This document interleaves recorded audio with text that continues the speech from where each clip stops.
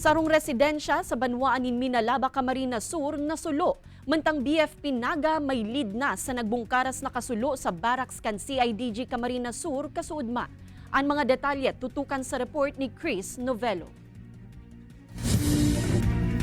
Sarong residensya sa Zone 2 Barangay Sagrada sa Banwaan ng Minalaba, Camarines Sur ang natumtum ning kalayo. Sa inisyal na investigasyon kan BFP Minalabak, nagpuon ang kalayo sa porsyon kan kusina kan Harong. Uminabot sa first alarm ang kasulot na tulos man napigrespondihan kan BFP Pili Asin Minalabak. Under investigation po itong realtos kang kasulo. We are meticulously inspecting the area kung ano po talaga itong pinagpunan kang kasulo. Mayo maning nakulugan sa insidente, mantan dinara sa ospital ang may sidiri kan Harong, ninhuli kan alta presyon.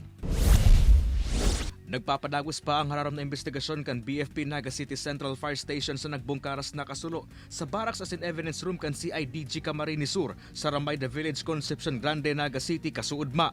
May pigihiling ng lead ang mga otoridad sa pinunan kan kalayo na sumut nagpuon sa pinakalikod kan barracks.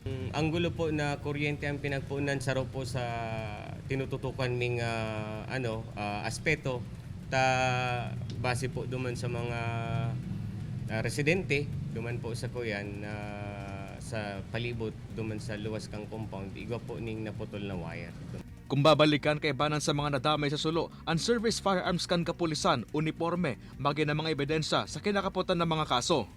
Pigaaran pa man kan mga otoridad ang kabilugang danyos na winalat sa insidente. Kay banan si Gerald Gandia, Chris Novello, Balitang Bicolandia.